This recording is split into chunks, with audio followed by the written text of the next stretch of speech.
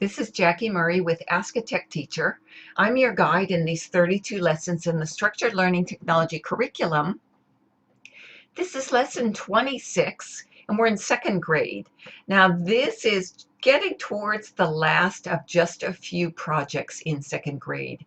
They're writing kind of a year-end report that they have practiced for all year. They've been using word processing all year. They've been incorporating pictures and writing all year long. So this is not so much teaching them as using those skills in a report on a topic that you want them to cover in class. You'll determine that by meeting with the grade level team and deciding what topic are they covering in class. We use a sample in here that's a life cycle of animals. So good topic. Lots of students do cover that in second grade. Feel free to use it, but you might have another topic that students are using, a book they're reading, or a point in history that you would like them to cover.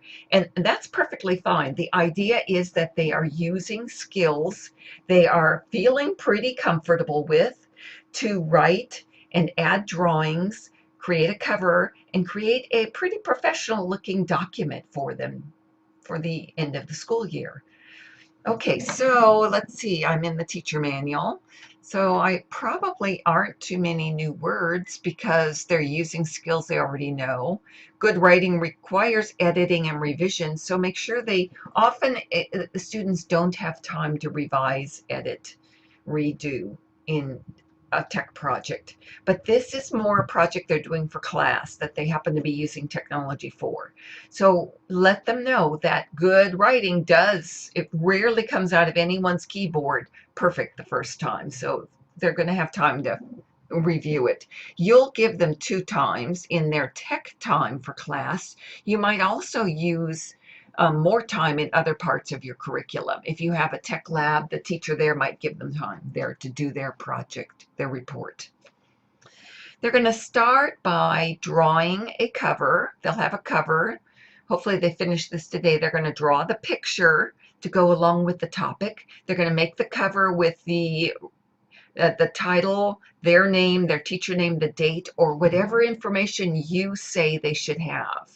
Now they have a sample. Here is a sample of a cover.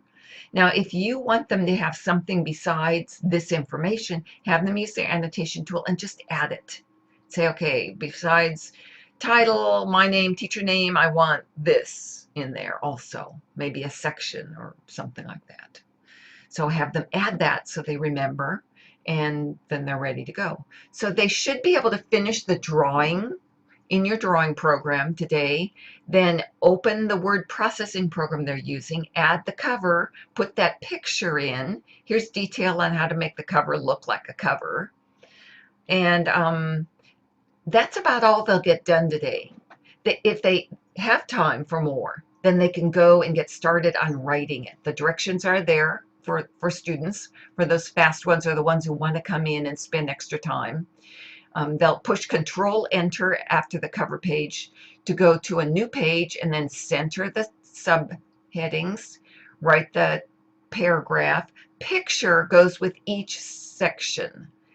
If you do plot, character, setting sort of thing, then you'll have a picture that goes along with each of those sections. They may draw them, they may find them on Google Images. It's up to you. So they'll have those, a paragraph and a picture. Paragraph and a picture, so that and the picture always communicates the same idea as the text. Let's see if I missed anything. So they drew the picture, they saved it, so they're mixing media, they're learning how to use them together. They saved it, they opened their word processing, they inserted the picture in the word processing program. I think we're good. Add a footer. Okay, add a footer, because when the students print these next week, when they start printing, everyone's going to be printing at once. So you want their name and the page number on there. So when theirs come out, it's really just, okay, this is Samuel's and it's page 3. So you want that contained right there so that they don't lose track of whose page is what. If they're printing at home, they still want to do it, not for different reasons. If they print out a report and it gets to you and maybe they paper clipped it instead of stapled it, comes apart. Now you've got pages that you don't know where they go. So students want to learn to make it easy for whoever is receiving their information to understand it, to read it, to grade it, to understand it. Footers do that. So you'll take a moment to show them how to put footers in. A little different depending upon whatever program you use. If you have any problems with that, come visit me on office hours, Sundays at 2 o'clock. Let me know. Just send me a note that you're going to be attending, and you can tell me I use Google Docs and I don't know how to put a footer in, that sort of thing, and we'll cover that. Now, you don't have to use word processing. You might use something like Canva, PicMonkey, TAC, even a poster app. Let me show you one of these. Here's a sample. I think this is actually second grade, but it might be third or fourth.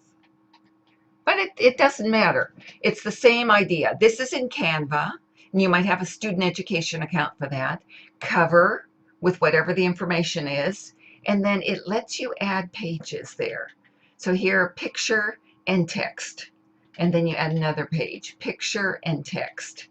And this is the ending one. Here it always has this, add a new page, and you add picture and text. You can edit this, take all that out and do whatever you want. So you put that in with the tools over on this side.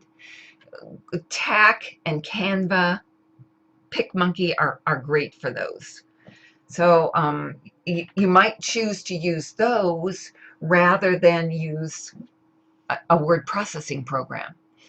I probably recommend word processing only so that students get used to using it, and then get into the other ones as options for them. They may decide, I find a program like Canva or TAC easier to use than word processing, or a poster where I'm putting a picture and then I put the text under it. I find those easier and communicate better than this approach. But if they haven't tried this approach, they don't know that.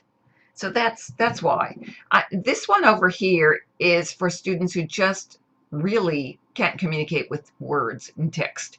Pictures are great. They have to work very hard to get their ideas across them with pictures, but that's fine.